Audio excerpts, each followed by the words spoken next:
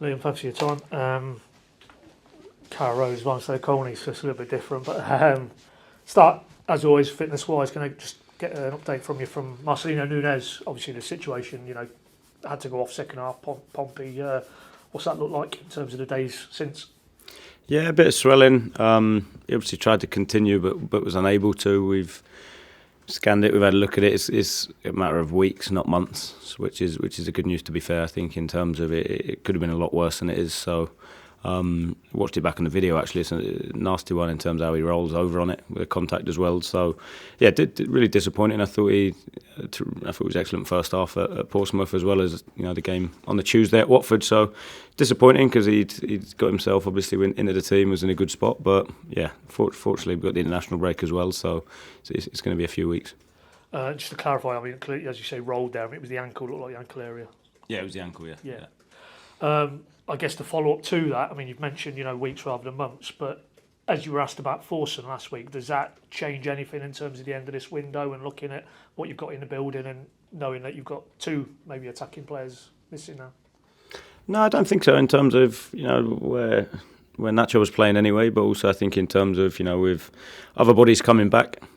Kenny, we've seen bits of Kenny in training this week as well, so he's obviously still got a lot of work to do because of obviously the off season and then missing most of the pre-season. But yeah, when you look at it, I think we've got the depth, we've got the options. That's not an issue. And talking of Kenny, I mean, he did a little bit of media yesterday, did a signing session there, and intimated he feels it's going well to recover in the rehab and maybe slightly ahead of schedule. But from what you've said there, it's probably unrealistic we'll see him this side of the international break in terms of in contention. Looks tight. I think it is. It's one of those. The actual, the ankle, the work he had done on's okay. It's more probably just the conditioning bit now. I think in terms of when you best part of probably 12 weeks with limited work. You have to be sensible when you look at the work the lads put in and what they've had to do to get to the stage they're at. It's one of those where we want to get him back as quickly as we can, but we also want to make sure we keep him back. And just sort of to wrap up on the fitness, Mahovo and Gabe Forsyth, are they still on the right track, but maybe the other side of the break? Yeah, expecting Lucien back training during the international break. So obviously that 2-week period, so hopefully we'll reintegrate him then. Gabe's a bit later than that, but progressing really well as well. So I think when I look at the work going on behind the scenes with the medical guys and with the performance staff, I think that doing a good job to reintegrate them and get them back up to speed. And then obviously be big additions for us as well. Obviously being able to see them, lads that I'm looking forward to working with and having back in the group. So yeah, they'll I'm sure at some point will probably feel like new signings as well. Coming out of the Portsmouth game, the lads were on duty that day. Nunez aside, any other fitness issues we might not be aware of moving into this weekend? No, good. And then just sort of full stop on Portsmouth. Really, you've had a chance to debrief it. I'm sure in the heat of what was a very sort of as you said, draining game on Saturday. But is it how you felt at the time when you've had a chance with a bit of distance to debrief it? And what really pleased you? What elements coming out of that you maybe saw on the day, but really when you looked at it on the sort of the video now, you could accentuate a little bit. Yeah, I think there's so many factors to reflect on. I think when you look at October onwards, their home form and the fact they're quite a settled side. So you take the context of that and how difficult Fratton Park is. I think you then look at the week we'd had and going into what was the second league game. When wanting to get off the mark with points, you add that into it. So many factors. I thought, watching it back, I thought first half was really good control. Probably, elements similar to Millwall first half. Some really good control with the ball, but some really good control without it. Obviously scored 2 excellent goals off set pieces, which we well worked on. So it's always pleasing to see the lads transfer some of the stuff done on the training pitch into game. And then second half, the most pleasing thing I think, when you look at it, the togetherness, the spirit, the desire to defend the goal, the way we competed, the physicality I thought we showed on set pieces, especially defensively second half, and putting everything on the line to get 3 points, I thought was excellent. And of course, there's bits where we have to get better with the ball. I think we have to manage the game better by taking care of it and. Which is difficult naturally when when you're ahead, teams are chasing. They're going to come out and be more front-footed and aggressive. So it's more how do we cope with that? But like I said, we're game 3 of the season for us in what's going to continually progress and improve and grow. So yeah, as much as I'd love everything to be and look perfect, we won't be there for a little while. But so many positive aspects that are there for us to build on. And is that kind of, as you say, when you take a step back, while knowing there's a lot of work to do, but the pleasing element is a lot of the fundamentals you've got to build in, the behaviours and the cultures. You probably wouldn't say they're there now and we don't need to worry about that and move on to the next phase, but the fact that they look like, under stress testing like Watford and Portsmouth, those type of environments, they've come through, and it's almost, while we know there's a long way to travel on the road, you can see already the benefits of what you and the coaching team have done in these 7-8 weeks. Yeah, and we have to keep pushing it. I think we have to keep working at it. We have to keep refining and improving. And I think that's the second you think you've cracked anything, I think you're in trouble. So the foundations. I think you look at some of the teams that did well in the league last year. I think the starting points for a lot of them are being hard to beat without the ball. So we naturally got after that a little bit early on. And then I think we'll keep working it. We'll keep revisiting it. But then the important bit is to keep chipping away of improving with the ball. I think when where we want to get the team to and what we want to do is be able to control games with the ball. But I think it's we have to be very clear when we can't do that. What does it look like? And then when you look at the lads and how hard they've worked, I think that's another pleasing thing. Their attitude to stick together, to work, to compete, and then to try and implement what we're asking them to do has been excellent. So that gives us the solid foundations to then improve. I think and keep chipping away, keep learning, keep getting better. I wanted to ask you about specifically Jakov Medic, just because probably of the 3 games, that felt the game. He looked more comfortable. It looked like a game that his natural attributes were suited to. Is he a bit like Kovacevic? Is he on a similar journey? He's got to adapt to this league and tailor his game and taper his game and work out what he needs to be good at in this, and then try and work on those areas that maybe not natural come natural to him. Yeah. I have to say, it makes me smile thinking back to how he was in the change room afterwards. I think a few of the boys, slightly new experience, slightly different experience playing against, Colby Bishop, someone that's so physical and able to, he's just smart. Colby, in terms of how he bumps you, the little pulls that the referee doesn't see, even some of the things that were quite clear fouls that weren't given second half. Even for Matthias, took a couple of hits that. He's new for the lads. Games are refereed completely different in England to Denmark, to Germany, to the Portugal. There's some of the leagues that we've taken lads out of. So, 100% it's a transition for them to understand what the championship looks like. So, I thought they stood up really, really well together on that front. When you look at it, obviously Vlad had a terrific game, and I thought Jakov. For a taste of what that game's like, they're only going to be experiences that are going to benefit them and stand them in good stead for us moving forward. And obviously Jakov, Harry in the middle, and then it'd be interesting to get your thoughts on Jose Cordoba, because 2 league games you've started in both of those games. Just what you like about the attributes in his game, because he's one, maybe we're talking about Medic, and Kovacevic. He's last season was new coming from Bulgaria as he did, and fair to say, injuries aside, but he was in and out of the team. He didn't really stamp his authority on it. But as you come through that process, and you clearly like what you see because you've started in these 2 games, what is it that you particularly like and feel that he works quite well in that blend with those other 2 players?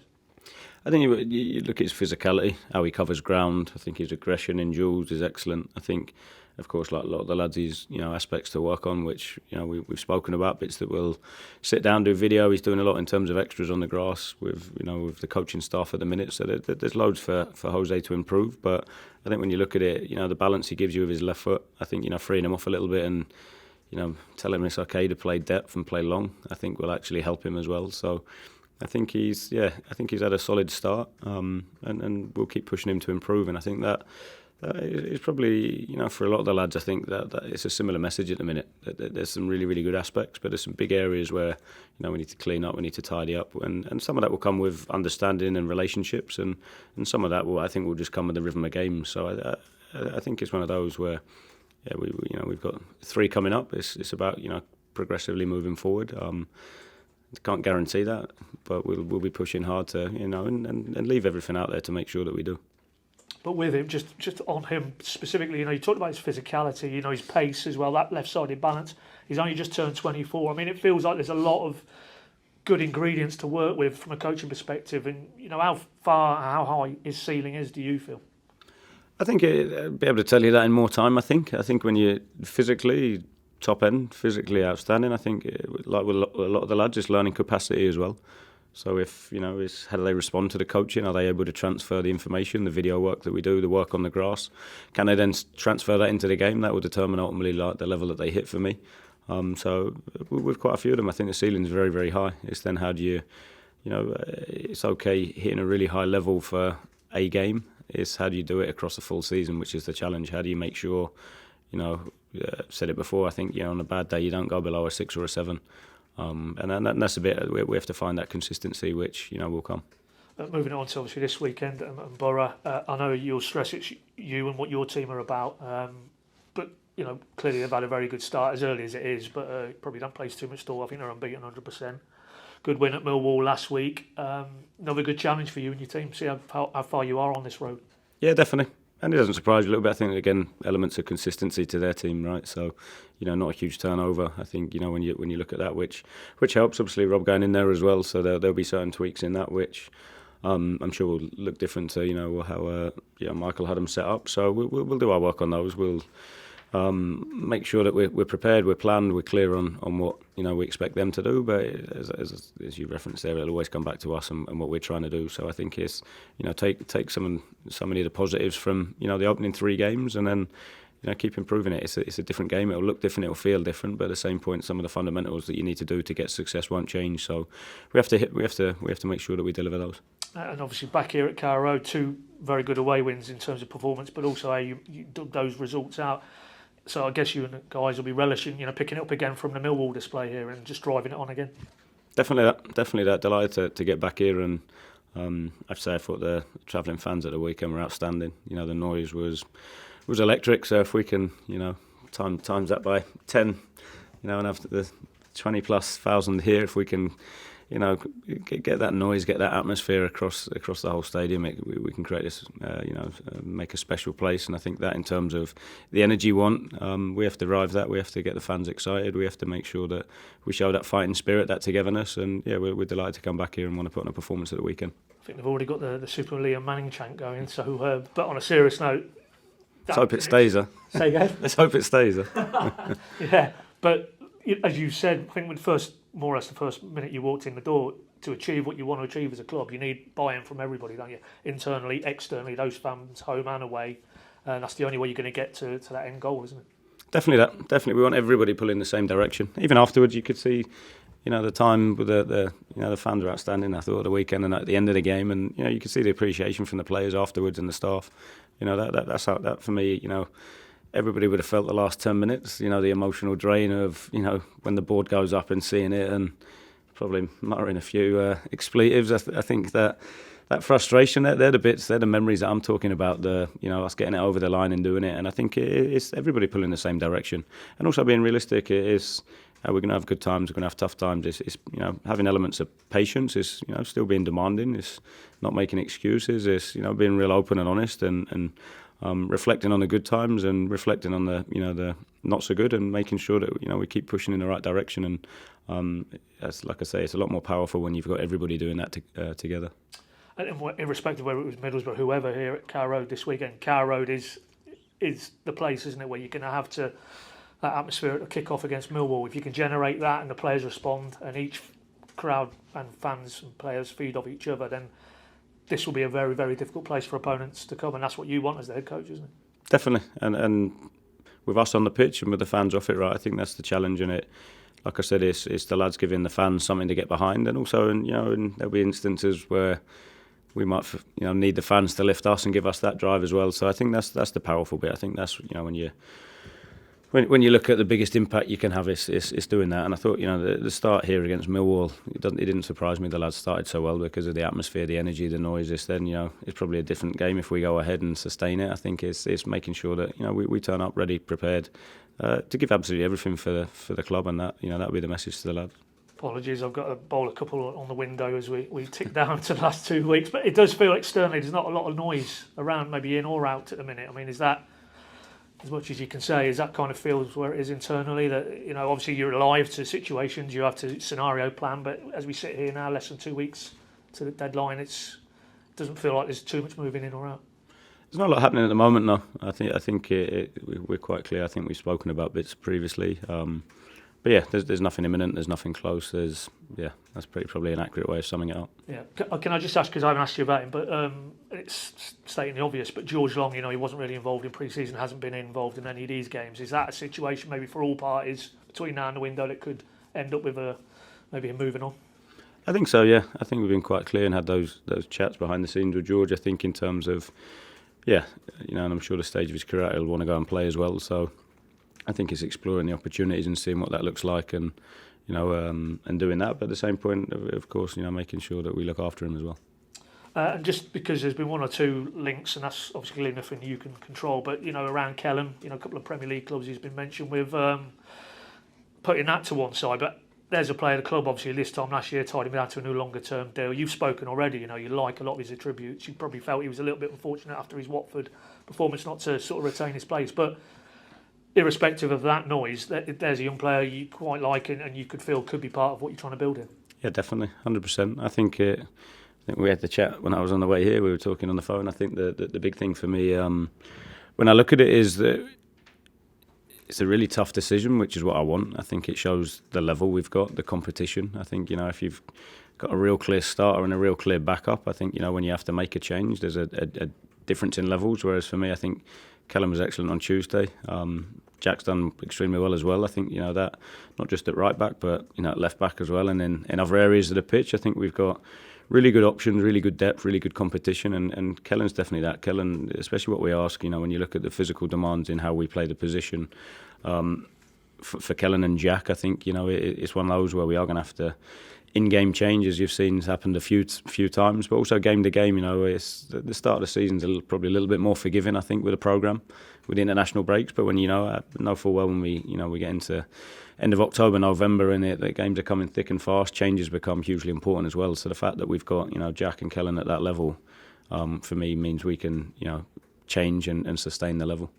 Not Kellen per se, but young players generally. I'm just interested in terms of, as a coach, do you, because especially this time of year, in the world we live in now with social media, it's very hard to insulate yourself. There's always people around you who want to tell you this, that, the other has been linked with you. I mean, do you ever feel the need to speak to younger players about that element of their craft and tell them just to park it, focus on your football, and that will take care of itself? Yeah, I'm probably oblivious to 95% of it because I'm not on there. So that's why I rely on Dan to update me and keep me posted with everything that's happening. And obviously, you know, I have numerous chats and, you know, I've got staff that fill us in, and of course I need to know everything, so we get the information. But yeah, off the back of it, of course, part of a player's development is understanding how do you handle that situation, how do you handle the noise. I think and not just young players, I think for any players, right? I think, you know, there's some high profile ones at the minute in terms of, you know, they're humans at the end of the day, so I think it's extremely difficult. Sometimes we forget that. And, you know, the noise, the pressures, the volume of people, you know, the impact it can have on people's lives. I think it's one of those where, of course, we'll, at the right time and in the right way, sit with lads and have conversations. And ultimately, for me, it will always come down to one thing, which is how you deliver on the pitch and how you want to be defined as a person. What values do you want to live?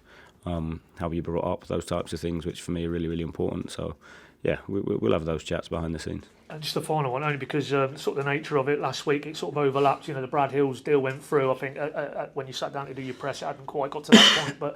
And I didn't ask you about him on Portsmouth. Was that just one? It just made sense for all parties. He's done some media since and said, look, he wanted regular games. I think that was obvious. You couldn't really guarantee him at this stage.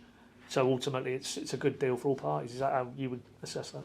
I think so, yeah. I do. I think in terms of when you look at it, he obviously had a decent season. And with Stockport, and I think in terms of then coming back in, pushing, obviously had a good opportunity to look at him. Can't speak highly enough of him as a person, as a character, his desire to defend, and some attributes that will stand him in good stead going forward. But there's also that element where you look at it and is he ready to have impact here now? It wasn't quite there for me at the moment. Might be in the future, but I think we're at the moment. It made sense in terms of good business for the club, good for Brad, and it's one of those where we wish him all the best, and both parties move forward.